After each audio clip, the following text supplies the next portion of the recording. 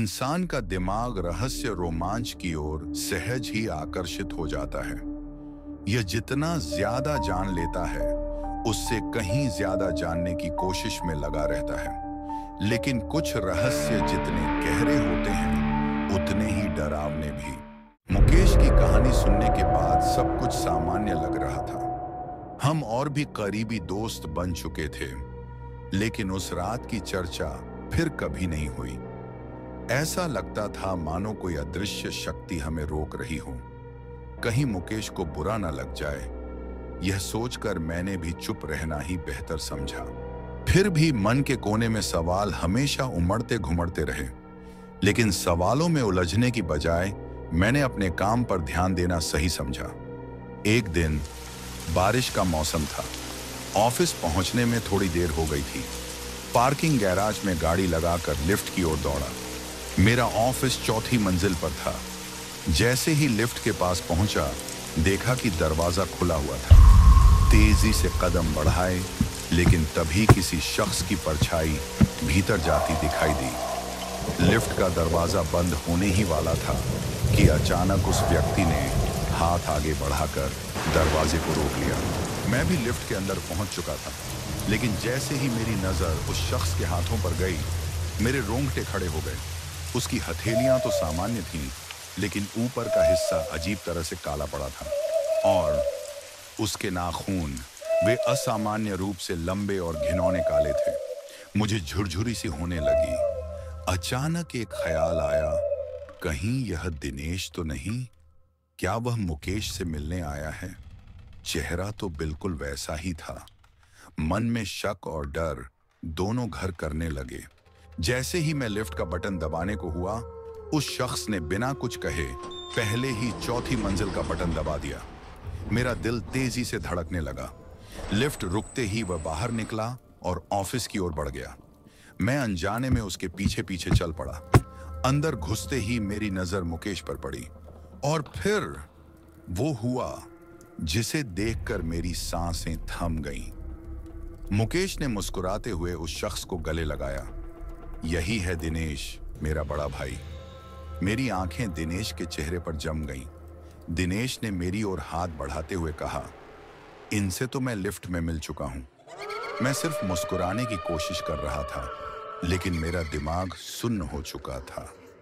और फिर मेरे सामने वही पुरानी कहानी जिंदा हो उठी।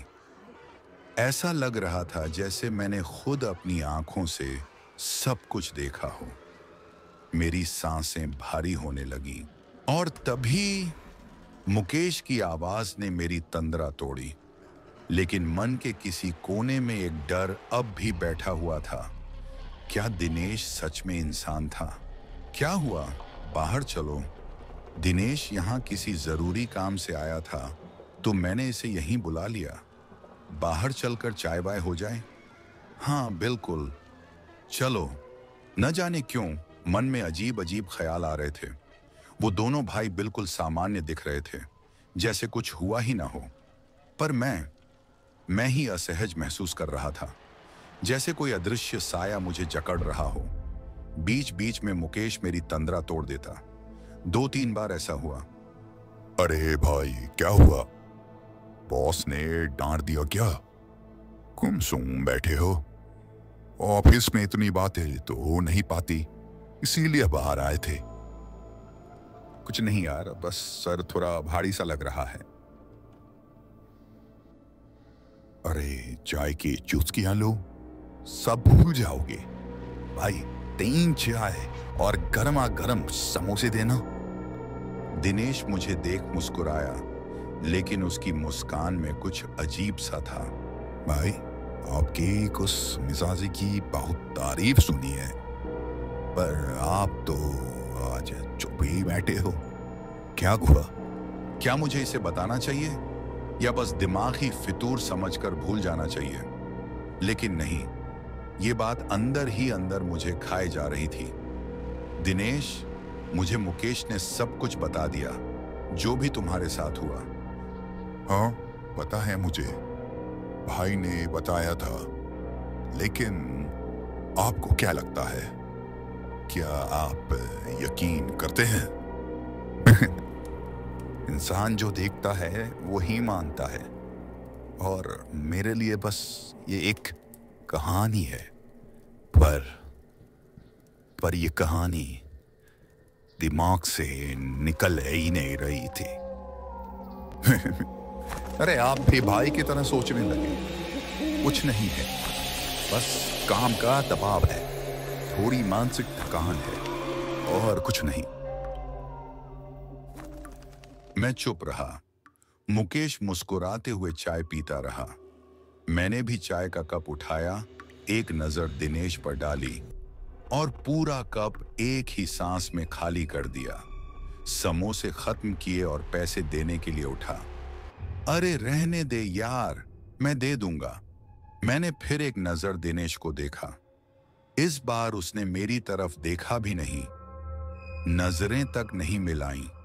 शायद इसकी वजह मैं ही था, या फिर शायद उसे डर था कि कहीं मैं देख न लूं वो छुपा रहा था। लगता है आप हद से ज्यादा यकीन करने लगे हो। मैं कोई भूत नहीं हूं, आप जो इतना घबरा रहे हो। अरे घबराहट वाली बात नहीं है दिनेश, पर पता नहीं क्यों बार बार मैं वहीं लौट जाता हूं, उसी दुनिया में, तंत्रा की दुनिया में। दिनेश हल्के से हंसा, लेकिन उसकी हंसी में वो गर्माहट नहीं थी जो पहले हुआ करती थी। अरे छोड़ो ना, ये सब भूल जाओ। देखो, मैं और भाई हम साथ हैं, खुश हैं। आप क्यों इतनी फिक्र करते हो? फिर भी मन में सवाल तो उठते ही हैं। तंत्रा कौन थी? क्या हुआ था ऐसा? मैंने दिनेश की ओर देखा। सुबह से जो मुस्कान उसके चेहरे पर थी, अब पूरी तरह गायब हो चुकी थी। उसकी आंखें किसी अंधेरे में डूबी हुई लग रही थी। वो मुझे घूर रहा था। बस बहुत हो गई तेरी बकवास। तंत्रा तंत्रा तंत्रा, दिमाग खा गया मेरा। उसका चेहरा गुस्से से लाल हो चुका था, पर उसकी आंखें अब भी वैसी नहीं थी जैसी पहले होती थी। कुछ था उनमें, कुछ भयानक। मैं घबराकर मुकेश की ओर देखने लगा, पर मुकेश, उसका मुंह काउंटर की तरफ था। अगर दोबारा मेरा नाम लिया ना, तो तुझे 2 गज जमीन के नीचे गाड़ दूंगी। धीरे धीरे दिल की धड़कनें तेज होने लगती हैं। मेरी कुर्सी अब तक ठोस लग रही थी, मगर उस पल वो किसी कब्र की मिट्टी जितनी ठंडी लगने लगी। मेरे शरीर में एक भी हरकत की ताकत नहीं थी। दिनेश अब भी गहरी गहरी सांसें ले रहा था। मेरा दिल मेरी छाती पर हथौड़े की तरह पड़ रहा था। सांसें गले में अटक गई थीं। पसीना मेरे पूरे शरीर से टपकने लगा। तभी मुकेश हमारी ओर आया, चेहरे पर वही पुरानी हंसी। क्या हुआ? तुम्हारी हवाइयां क्यों उड़ गईं? दिनेश अब मुस्कुरा रहा था, मगर कुछ नहीं। इन साहब की तंत्रा से मिलने की इच्छा थी, मैंने मिला दिया। दिनेश, तुम भी ना यार, ऐसा मजाक करता है कोई? दिनेश जोरों से हंस पड़ा, पर उसकी हंसी में कुछ था, कुछ ऐसा जो मेरे रोंगटे खड़े कर रहा था। मुझे अब गुस्सा आ गया। ये कोई मजाक था? मैं कुर्सी पीछे धकेल कर उठा और तेजी से ऑफिस की ओर चल दिया। लिफ्ट में खड़ा मैं बुरी तरह से गुस्से में था। कितने बेवकूफों के बीच में फंस गया हूं मैं। बाहर में जाए सब, मुझे क्या फर्क पड़ता है? कैबिन में आते ही मैंने कंप्यूटर ऑन किया और स्क्रीन पर निगाहें जमा ली, पर तभी दोनों भाई भागते हुए मेरे कैबिन में आ घुसे। भाई, मान भी जाओ। अरे यार, गलती हो गई इससे, अब तो मान भी जा। मुकेश ने सफाई दी। मैंने कोई जवाब नहीं दिया। यार, ये कोई तरीका है मजाक करने का? मैंने बिना नजर घुमाए कहा, सॉरी सॉरी सॉरी, बस मेरी गलती थी, मानता हूं, दिनेश ने कहा। मैंने कोई जवाब नहीं दिया। पूरे दिन किसी से बात नहीं की। शाम होते ही मैं बिना कुछ बोले ऑफिस से निकल गया। कुछ देर बाद फोन बजा। फोन की रिंगटोन 1 बार, 2 बार, 3 बार। मुकेश, रिंग बजती रही, फिर अचानक बंद हो गई। फिर एक नई रिंग, इस बार अजनबी नंबर से। मुझे झिझक हुई, पर जाने क्यों मैंने रिसीव कर लिया। सॉरी भाई, माफ कर दो, मुझे अपना छोटा भाई समझकर माफ कर दो। तुम जानना चाहते हो ना तंत्र के बारे में? मैं तुम्हें सब बताऊंगा, शुरू से आखिरी तक। बस अब तो मान जाओ। ठीक है तो ठीक है भैया, अभी तो मैं चलता हूं, फिर बात करता हूं, ठीक है? हाँ हाँ ठीक है। फिर कई दिनों तक बस इंतजार। हर बार फोन की घंटी बजने पर एक उम्मीद जागती, पर हर बार निराशा ही हाथ लगती। अनजान नंबर। भैया, दिनेश की वही जानी पहचानी आवाज, पर आज उसमें कुछ था, अजीब सा भारीपन। भैया, आप जहां तक जानते हैं मुझे बताइए, फिर जो छूट गया होगा मैं बता दूंगा। मैंने बिना देर किए वो पूरी कहानी सुना दी जो मुझे मुकेश ने बताई थी। सुनने के बाद दिनेश की भारी आवाज आई, भैया, इस घटना का जो भी अनुभव मुझे हुआ मैंने अपनी डायरी में लिख दिया है। ये बात बस हमारे बीच रहे, भाई को मत बताना। ठीक है दिनेश। फिर कुछ दिन और इंतजार। एक शाम ऑफिस से घर लौटते ही दरवाजे के पास पड़ा एक स्पीड पोस्ट का लिफाफा दिखा। जैसे ही लिफाफा खोला, उसमें दिनेश की डायरी थी। पहला पन्ना। सालों इन दुष्टात्माओं से लड़ने के बाद मैं टूट चुका हूं। शरीर खोखला हो गया है, ना कोई सोच, ना कोई विचार। मैं ही क्यों? मैंने क्या बिगाड़ा था? वो तंत्रा, वो न्याय चाहती थी, पर उसकी मौत का रहस्य कभी नहीं सुलझा। जब मैं तंत्रा के वश में था, मेरा मन, मेरी आत्मा उससे जुड़ चुकी थी। उसकी रूह मुझे यातनाएं देती, मेरी आत्मा को वश में करने के लिए शारीरिक तकलीफ देती। मैं उससे गुहार लगाता, मुझे छोड़ दो, मैंने तुम्हारा क्या बिगाड़ा है? क्या बिगाड़ा है? तुमने मुझे मेरी नींद से जगा दिया। मैं सोई हुई थी अपने भोला और बाबू के साथ। भोला और बाबू?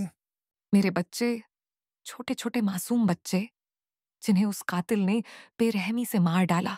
पर किसने किसने मारा? तंत्रा नाम है मेरा। झाड़ फूंक और जड़ी बूटी बेचकर मैं अपना जीवन चला रही थी। मेरा पति शराब के नशे में कुएं में गिरकर मर गया और अपने पीछे मुझे और मेरे 2 बच्चों को बेसहारा छोड़ गया। मेरा बूढ़ा बाप, भोला और बापू ही मेरी दुनिया थे। पर फिर एक दिन, ना जाने क्यों, मेरी बुद्धि भ्रष्ट हुई और मैं उस हत्यारे के चंगुल में जा फंसी। हत्यारा? कौन हत्यारा? किशोर नाम था उसका। वो मुझे तांत्रिक समझ बैठा था। सोचता था कि मैं आत्माओं को वश में कर सकती हूं, पर हकीकत कुछ और थी। मैं बस एक साधारण औरत थी जो जड़ी बूटी से इलाज करती थी। झाड़ फूंक तो बस दिखावा था, कुछ भी असली नहीं था। सब मेरे बूढ़े बाप से सीखा हुआ एक खेल था। पर किशोर को अपनी मरी हुई बीवी के गहने चाहिए थे, जो उसने मरने से पहले कहीं छुपा दिए थे। वो चाहता था कि मैं उसकी बीवी की आत्मा को वश में कर लूं और उससे गहनों का पता लगाऊं। रुपयों के लालच में मैं आ गई। सोचा बच्चे हैं, कुछ पैसे आ जाएंगे तो उनके काम आएंगे। मैंने तांत्रिक होने का ढोंग रच लिया। किशोर को विश्वास दिलाने के लिए उसके घर में रोज रात साधनाएं करने लगी। रात दर रात साधना चलती और हर रात मुझे किशोर से मोटी रकम मिलती। पर जल्द ही उसका सब्र टूटने लगा था। अब उसके निवेदन धमकियों में बदल चुके थे। तंत्रा, मेरे सब्र का इम्तिहान मत लो। बहुत सह चुका हूं। अगर अगली पूर्णिमा तक गहने नहीं मिले तो तुम्हारा जीना हराम कर दूंगा। डर के मारे मैंने कह दिया, अगली पूर्णिमा की रात तुम्हारी इच्छा पूरी होगी। पर अब मैं खुद ही डर गई थी। पूर्णिमा की रात पास आ रही थी और मेरे पास कोई रास्ता नहीं था। मैंने किशोर से 2 मटकी, नारियल, चुनरी और सिंगार का सामान मंगवा लिया। अब कुछ तो करना था, कुछ ऐसा कि उसे लगे उसकी बीवी की आत्मा सच में मुझ में समा गई है। फिर चाहे उसे गहने मिले या ना मिले, मैं किसी तरह अपनी जान बचा लूंगी। मैंने खुद को पूरी तरह तैयार किया। चेहरे पर राख मला, बाल खोल लिए, हाथों में लाल चूड़ियां, पैरों में घुंघरू। फिर मैंने अभिनय शुरू किया। तो कैसा लगा? हमारा अगला एपिसोड 25 मार्च को रिलीज होगा। अगर आपको वीडियो पसंद आया हो तो लाइक करें और हमें बताएं, क्या आप अगला भाग एक बड़े एपिसोड में देखना चाहेंगे या फिर छोटे छोटे एपिसोड्स में कहानी को आगे बढ़ाया जाए? आपकी राय हमारे लिए बहुत मायने रखती है।